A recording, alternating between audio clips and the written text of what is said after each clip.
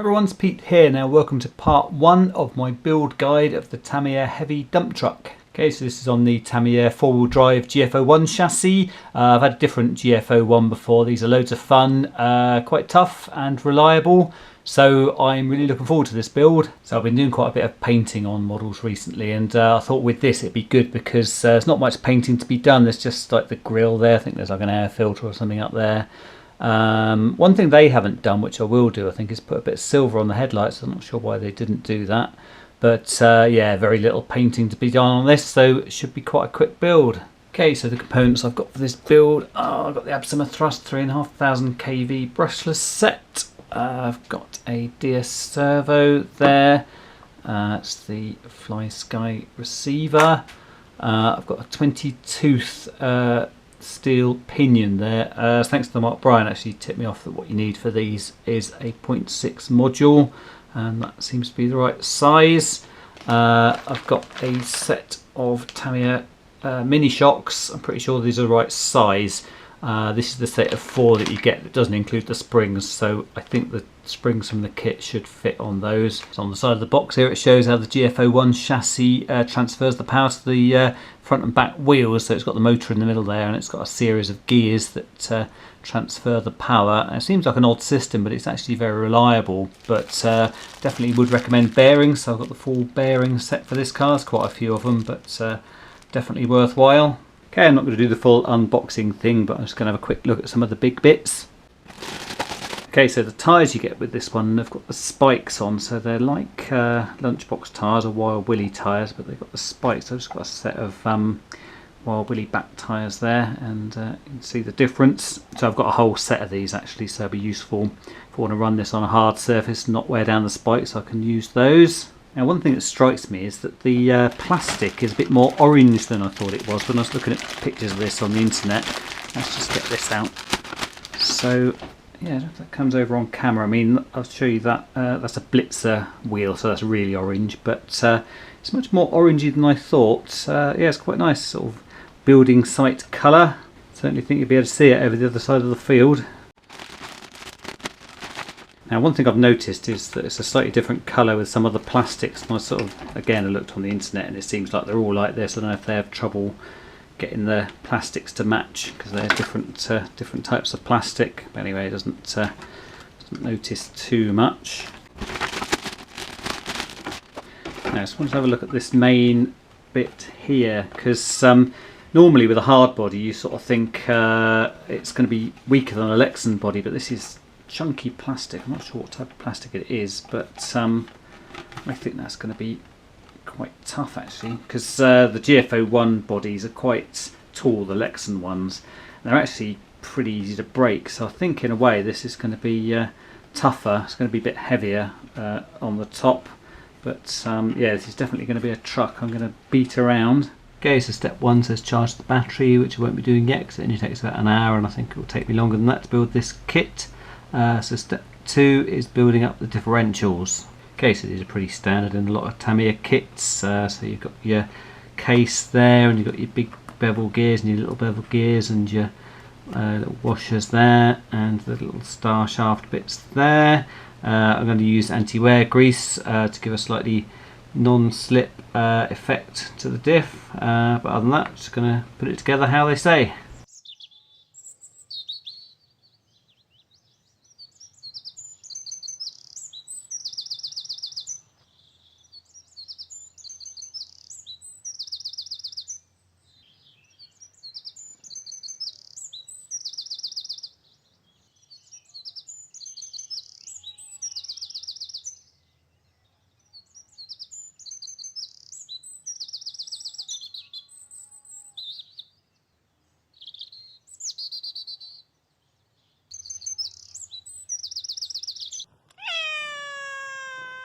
Okay, so step 3 is nice and simple. So we're just greasing the gears of the diffs, and we're putting the bearings in the gearbox half there. They've got the plastic bearing, I've got my metal bearings, and I'm just going to use the grease that came with the kit.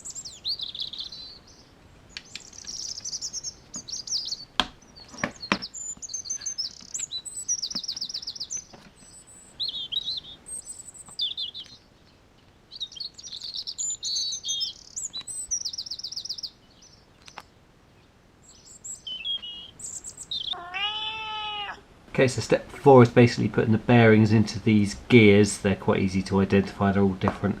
So they've got plastic bearings, and they also talk about these metal bearings. They're not sort of ball bearings like these, the ones in the kit are these brass bushings, but so I'm replacing everything with these ball bearings.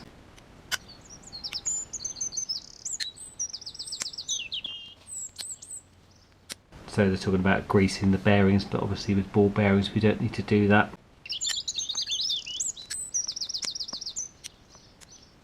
So step 5 of putting the gears in the gearbox with these shafts and these tubes.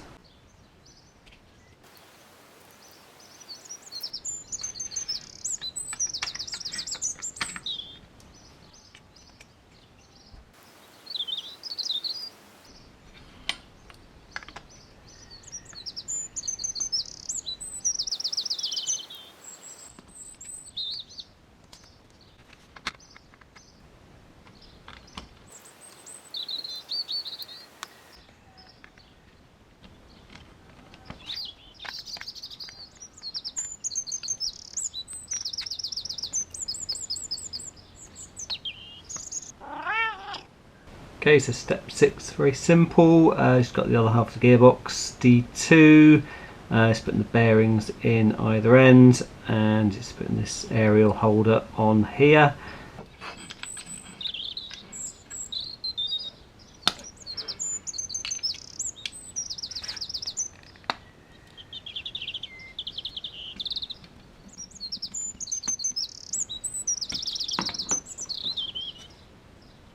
Now step 7, we're just putting the two halves of the gearbox together with 7 of these 10mm self-tapping screws.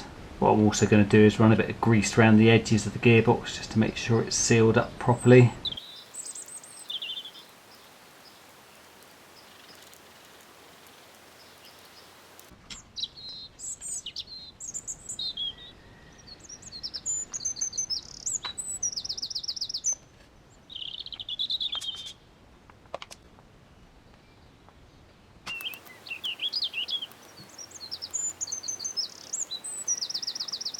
Okay, so that's the gearbox together. Now I would say it's worth counting out the 7 screws for this, because I nearly missed one of these and only noticed because I had a screw left over. But yeah, there's 7 screws and that's all of them done.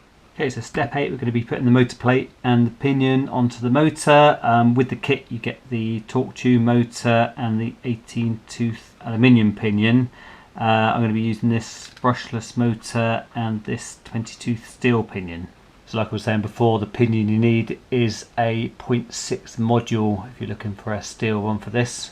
Okay, so one issue you always have if you're using a brushless motor rather than the brushed one and you're putting this motor plate on is with the standard motor, it's got this collar, so it's sort of easy enough to locate that there, and then that stays put while you're putting the screws in. On the brushless motor there isn't the collar, and so that's moving about all over the place. Now you can get some sort of sticky grease and sort of just try and stick that into place while you get into the putting the screws in. I don't know if it's a good idea to glue it, but maybe. But because on this one the pinion's quite small, it will squeeze through the middle hole there. I was going to do something slightly different on the next step, so I'll show you that in a sec. But meanwhile, just get the pinion onto the motor. Okay, so spot a thread lock on the grub screw. Guess first. Okay, is that right? So step 9, we're attaching the motor to the gearbox and using these 25mm machine screws, and you need to make a note of which pinion you're using and use the right holes on the gearbox. Okay, so I've got the 22 pinions, so I'm using those 2 holes. Okay, so what I'm going to do is I'm going to put the motor plate over the screws there and then try and get the pinion through the hole and locate the screws into one of these holes on the motor, and you sort of want to have it so that the wires are poking generally upwards.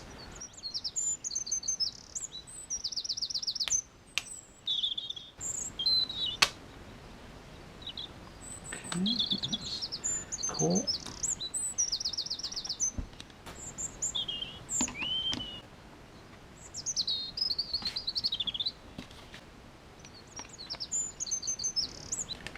Okay, so that's done that. I would say that method of putting the motor plate over the screws is only any good if the pinion is small enough to fit through the middle of the hole. A lot of the pinions, like on the buggies, are too big, so you have to kind of try and stick the motor plate onto the motor. But yeah, that's that bit done. Okay, so this F3 part goes on the front of the chassis there with 4 of these self-tapping screws.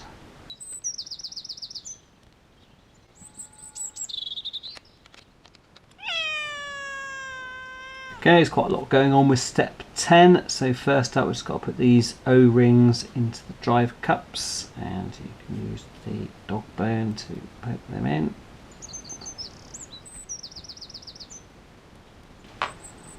Okay, so next up we've got to make up these lower suspension arms, which are made up of C17 and C16, and you just got to make sure they go together so these lines line up, so that looks right.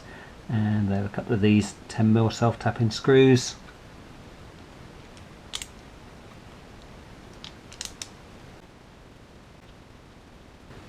Okay, you need to make 2 the same.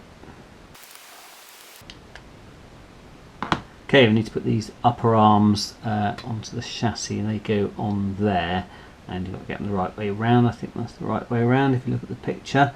One thing I'd say about these are, if anything, the things that come apart on this chassis. The trouble is with the step screws, if you screw them in too tight, then you get restricted movement of the arm, and if you don't tighten them up enough, then they fall off. What I'm going to do, I'll just show you, is to put the step screw through, and then I'm going to put a washer, which they don't supply, which I happen to have on the back of there, and then I'm going to put a spot of glue on before I put the arm on, and hopefully that'll hold it, because the thing is, this is quite soft plastic, and say the screws can sort of work loose. So let's put a dab of glue on there.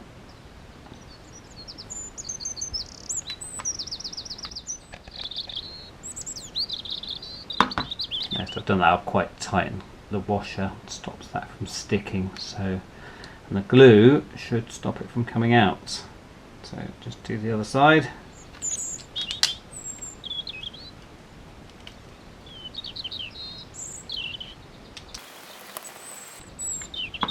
Okay, so they seem to move nicely. Okay, so with the lower arm, just got to make sure they're the right way round, and there you go, on to that. There you get held on with this.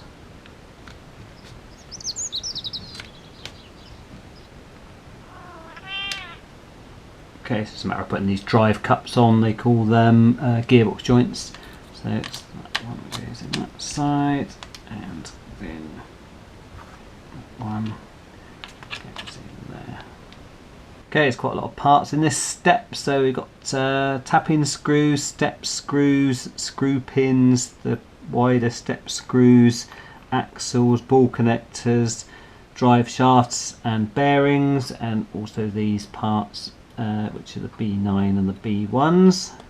Okay, so it's the same parts either side with the B9s and the B1s, so it's got to make them be opposite to each other, so it's that way up and that way, and then that way up and that way.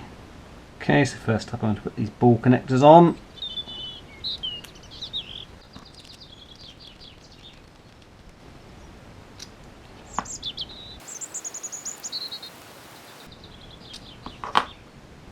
So next up we're going to use the axles to poke the bearings into there. So it goes on there, there. Okay, and then that attaches to there with the bigger step screws.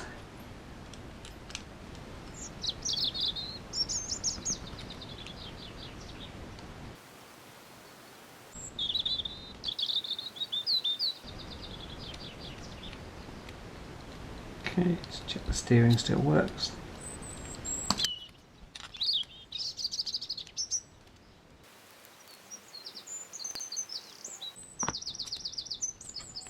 Okay, so like I say, these are the opposite of each other. Okay, so the upright needs to attach the suspension on there. And what I tend to do with these screw pins is to Put a little bit of glue on the threads here because these can back out, which is annoying.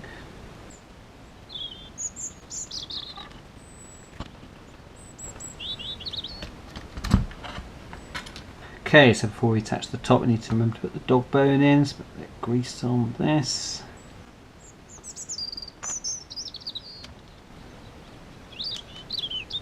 Okay, so as with the other step screw earlier, I'm going to put a washer on the back of that. And a bit of glue.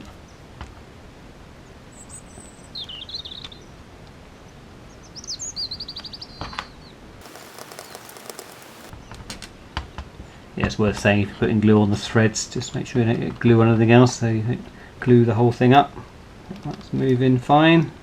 Okay, so just do the other side.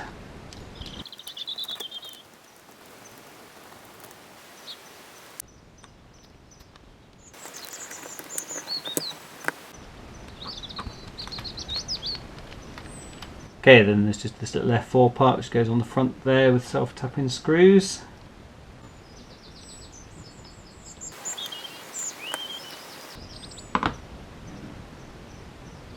So step 12, we're doing the rear drive cups and suspensions, fairly similar to the front.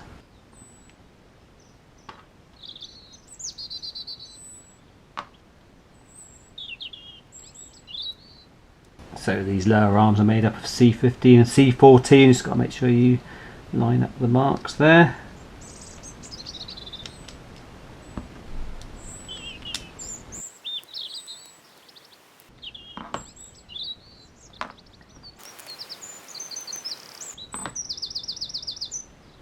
I noticed in the instructions they say do not over tighten the step screw as it will hinder the movement of the upper arm. Now that's what I was saying earlier, is why I put the washers in, and then you can do it up very tight and it doesn't hinder the movement. And I wonder why they didn't just include some very cheap washers to make it all work better. But anyway, that's what I'm doing. Okay, so the C4 upper arm goes in there with a step screw. Washer arm.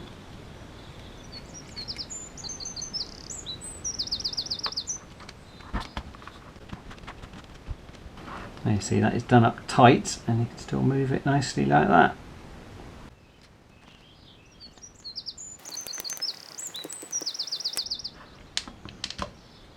Now the lower arms go on with the screw pins.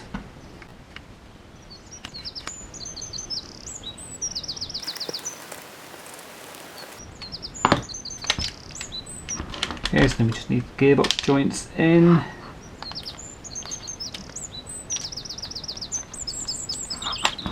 So step 13, we need these B4 uprights, and we're going to put the drive shafts and the bearings into the back of that.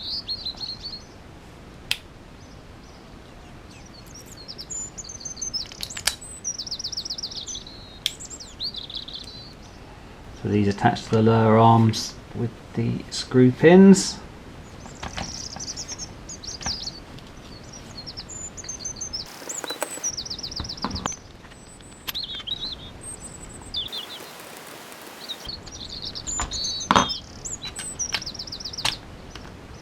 So then we need to put the dog bones in and attach the upper arms with the step screws, and again I'm going to put washers in to make it work better.